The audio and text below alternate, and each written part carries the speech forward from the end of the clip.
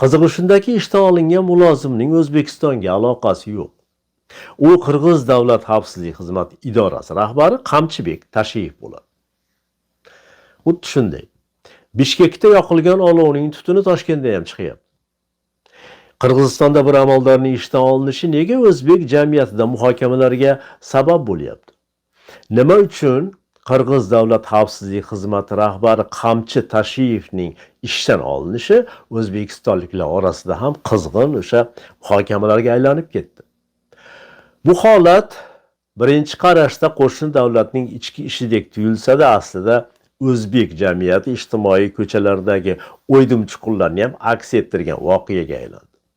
Tashiyevning rahbarlik davridagi faoliyatini ko'rib, Telegram kanallari va ijtimoiy tarmoqlarning minglab o'zbek foydalanuvchilari bizga ham shunaqa bir rahbar kerak, bizda ham shunday odam bo'lsa edi degan fikrlarni yozishardi. Bu shubhasiz siyosiy emas, bir o'sha ruhiy bir reaksiya edi.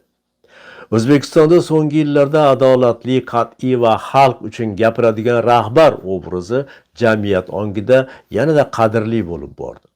Tashiyev ko'pchilik o'zbeklar uchun shunday timsolga aylangan edi. Uning xalq oldidagi chiqishlari, turli soha rahbarlarini o'sha tikka turgizib qo'yib, so'roqqa tutishlari, korrupsiyaga qarshi tutgan pozitsiyasi va milliy g'ururni himoya qilishga urinishlari o'zbekistonliklarda havas va ishonch uyg'otgan edi. O'zbekistonliklarning bunday ehtiromi ortida qo'shni davlat boshqaruvidagi adolatga havas qilish yotardi.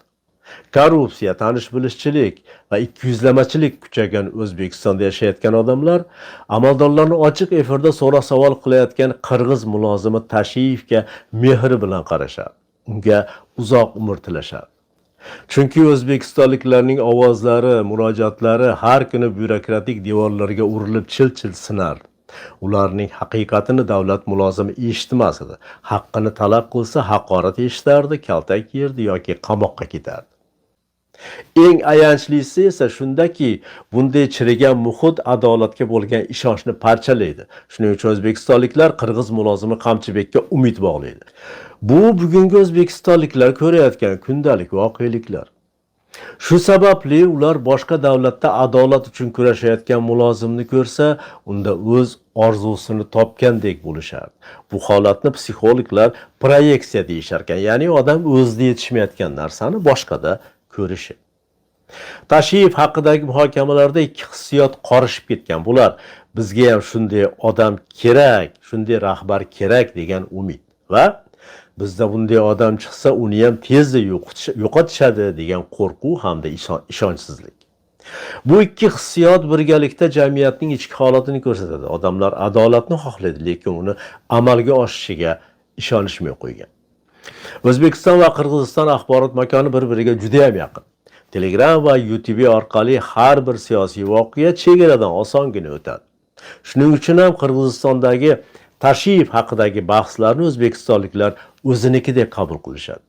Chunki media reallik shunday ishlaydi. Chegaralar bor, lekin ular informatsiya uchun emas. O'zbek jamiyatini Tashiyevning ishdan olinishiga bo'lgan bu reaksiyasi Qirg'iziston haqida emas, balki O'zbekiston haqida. Bu xalqning ichidan chiqqan biz adolat istaymiz, biz haqiqatni aytganini ta'qib qiladigan emas, uni tinglaydigan tizimni xohlaymiz degan bir ovoz. Qirg'izistondagi o'ta ta'sirli kuchli mulozim Tashiyevning ishdan olinishi bu albatta siyosiy voqea. Bu holat O'zbekistondagi jamoaviy ruhiyatni ko'rsatdi. Odamlar adolatsizlikdan charchagan va yo'qolgan adolatni boshqa makondan qidira boshlaganini ko'rsatdi. Tashiyevning muhokamasi holva bo'lib qoladigan voqea hali oldinda.